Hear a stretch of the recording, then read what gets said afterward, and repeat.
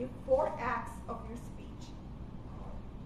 If you have ever had to create a speech, do you know the frustration of trying to figure out what to say and how to say it?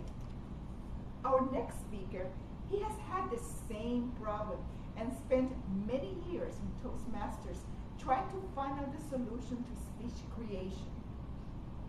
One day, at his Toastmasters meeting, he had a discussion with one of the Toastmasters members that transformed his approach to making speeches. Today, you will learn about that approach, find out how easy it is to create a speech, and discover a whole new way to look at speech creation. And now, please join me in welcoming our next speaker, Tim Wilson.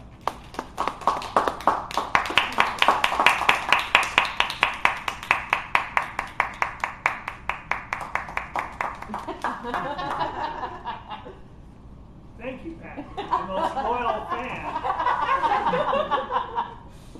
That's my heart good. Now, you've probably been there before. You're in that situation, maybe in Toastmasters, maybe in your job, maybe in some other situation. You have to create a speech. And you're thinking, where do I start? How do I make sure they're going to be involved and buy into it? I mean, why should they care? Why should they pay attention? If you've ever had that sort of a problem, then you understand how difficult about creating a speech. You know what I'm talking about, Michelle? Yeah. You know, exactly. It's a challenge. How do you do it? How do you make that work? Well, I have the same problem. So I thought, okay, I want to become a better speaker. So I go to Toastmasters, right? Because if you've got a problem speaking, Toastmasters is the solution, right? Exactly. So I came to Toastmasters, and there I discovered the Competent Communication Manual. Have you heard of this? You know what this is?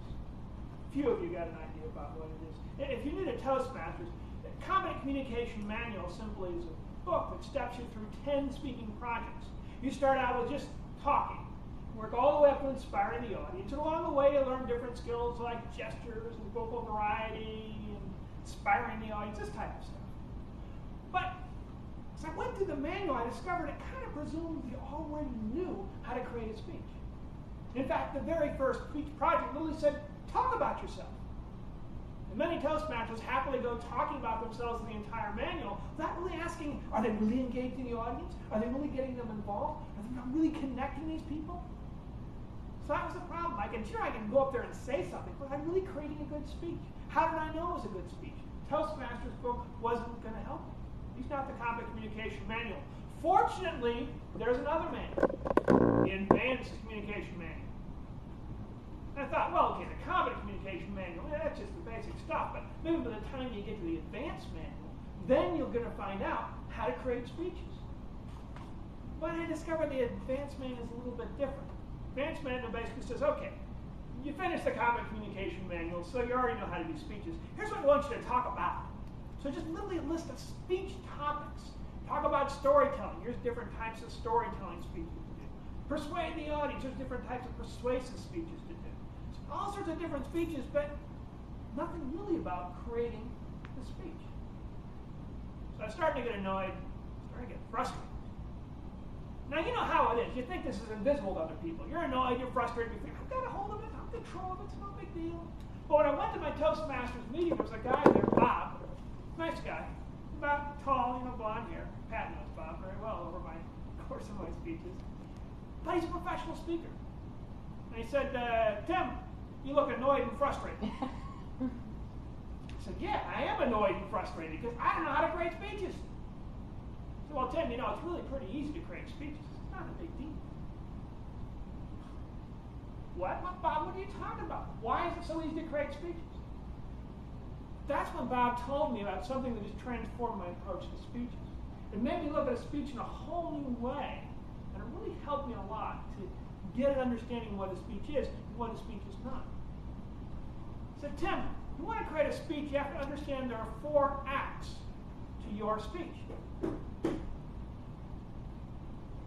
And he went on to explain more about how this works.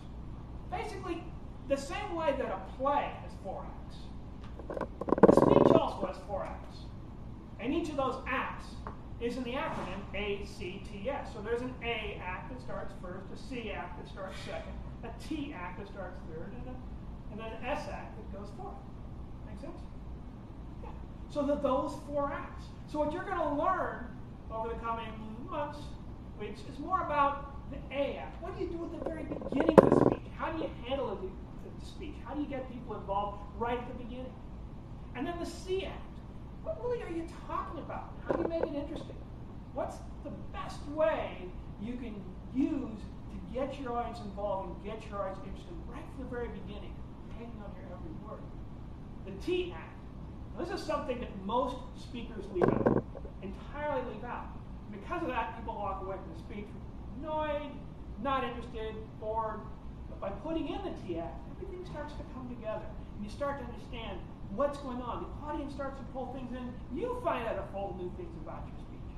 And then finally, the S act, the final act, that a lot of speakers leave out. But it's so important. It makes the difference between a speech that your audience forgets tomorrow and a speech your audience carries with them the rest of their life. So in the coming weeks, that's what you're going to find out more about. And the next thing you're going to find out about in a few weeks or so is the A act, the beginning of your speech, engaging your audience in the very beginning and keeping them.